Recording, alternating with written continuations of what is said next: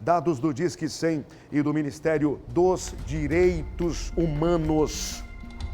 Atenção! Mato Grosso está entre os estados com alta taxa de casos graves de abuso sexual infantil. Em uma semana, mostramos 3 histórias, mas a mais grave de todas você acabou de ver. A reportagem aí. Aqui preparamos agora para você, faz 3 questionamentos.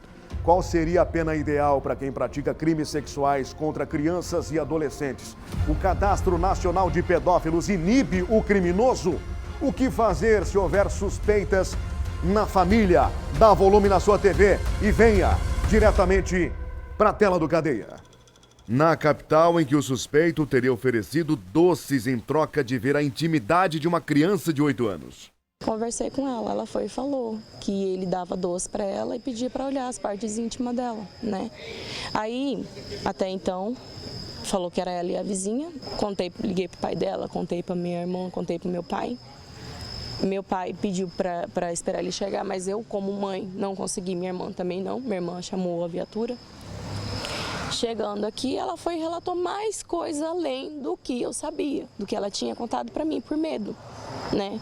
Que ele pedia para ver a parte íntima dela e ele mostrava dele para ela também.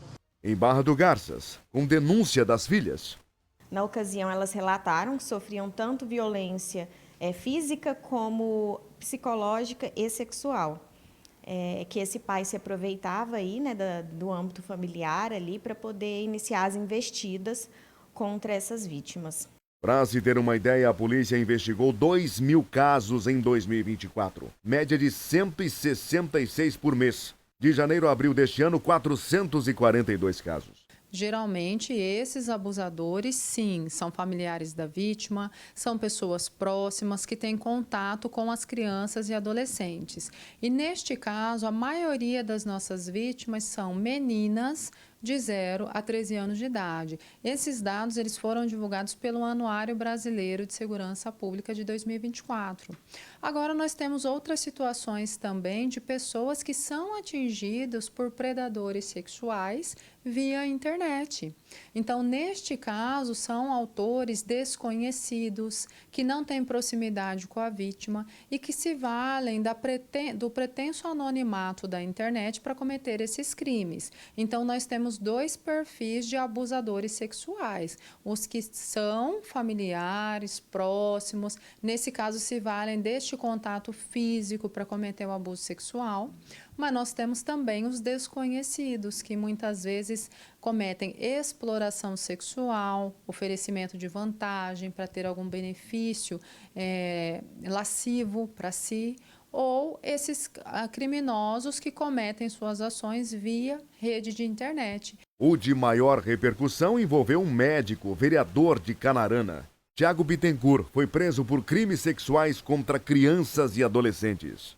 Durante o cumprimento das buscas, a Polícia Civil localizou e apreendeu fato material relacionados a crimes de pedofilia. Segundo consta, parte desse material teria sido produzido, armazenado e, segundo os elementos colhidos nos autos, teria sido também divulgado e compartilhado pelo próprio suspeito. Pedofilia envolve a atração sexual de um adulto por crianças, o que é extremamente grave. A pedofilia ela se derrama por 3 atmosferas distintas. A primeira, a pedofilia, ela é encarada como uma doença, um distúrbio do comportamento sexual que toda a medicina do mundo todo diz, e a psiquiatria, que eles não têm cura. Então é certo e recerto que a pessoa que é acometida desse distúrbio vai reincidir. O segundo ponto é que o Código Penal ele trata da pedofilia lá também do Estatuto da Criança e Adolescente e também do Código Penal, do Estatuto da Criança e do Adolescente como comércio e distribuição de imagens pornográficas infantil. E o Código Penal numa série de artigos que discorrem sobre o ataque e a violência contra a dignidade sexual do menor. Hoje nós temos em vigor o cadastro de predadores sexuais, tá? Que está em vigor desde 2024. Esse cadastro já existe há muito tempo nos Estados Unidos, só que por mais questionado pelo governo Lula, ainda não foi implementado. O cadastro visa proteger a sociedade fazendo com que aquele pai de família, que muitas vezes vai precisar, quem sabe, contratar um veículo escolar para levar seu filho, possa pesquisar dentro desse banco de dados se de repente essa pessoa não se encontra nesse cadastro que ainda não foi efetivado, e aí possa, quem sabe, eleger melhor a pessoa que vai cuidar dos interesses do menor. Então, nós temos uma lei hoje que ela está em vigor, mas há algumas questões que precisam ser melhoradas e aperfeiçoadas para que esses crimes, né, de pedofilia sejam cada vez mais censurados em meio à sociedade. Quais são as condições ou quais são os requisitos para que o nome desse criminoso seja incluído nesse cadastro? O Cadastro Nacional de Pedófilos e Predadores Sexuais, ou seja, estupradores, ele, para virar nacional, ele tem que estar transitado em julgado. A condenação em primeira instância, ele é para consulta processual nos estados. A partir da condenação em primeira instância, já tem que constar o nome e o crime de pedofilia e de estupro também. O que é que a gente pode esperar de um cadastro em que você tenha ali um acesso ao nome de pessoas que já foram condenadas por um crime hediondo como esse? Veja, esse crime lá em Canarana, de um médico, um vereador, talvez se tivesse, pelo menos a primeira instância, o nome desse cara em algum desses crimes, ele não fosse eleito, né? Porque ele usou da condição de médico, da profissão de médico, para fazer de escrava sexual e abusou de mãe e filha. Isso é uma coisa, é um crime hediondo. E eu acho que as coisas... Eu acho não, eu tenho certeza. Quem acha não tem certeza. A gente precisa endurecer as penas para esses criminosos. Eu consegui endurecer a pena do feminicídio. Mas, gente, não é possível o que estão fazendo com as nossas crianças. Estão estragando o futuro de uma criança com crimes absurdos, que nem esse. Então, quando você puder consultar um TJ do seu estado, com o CPF dele, saber de onde ele veio, e do estado de origem, para onde ele veio, você pode consultar os dois TJs. E o Cadastro Nacional é público, você vai lá, põe o nome da pessoa, está lá um cadastro público, você pode saber quem você vai pôr dentro da sua casa, uma mulher pode pesquisar quem ele vai pôr perto dos seus filhos. Então, ela tem condições de se proteger mais. Veja, nos Estados Unidos nós temos um aplicativo que fica mostrando aonde essas pessoas estão para que você cuide dos seus filhos, para que você não se aproxime. Aqui tudo é proibido, tudo é proibido, não pode, a justiça não deixa, como assim? Todos duvidavam que eu fosse aprovar essa lei, todos. Está aí, está aprovada, agora eu estou cobrando a implantação do cadastro. O próximo passo é a briga pelo endurecimento das punições, senadora? Já estamos estudando isso, já da forma legislativa de fazer isso, e sim, eu tenho que endurecer a pena. Não é possível um cara desse, e muitos... Você já viu estupro simples? E era uma das qualificadoras do feminicídio, antigamente, enquanto ele não era autônomo.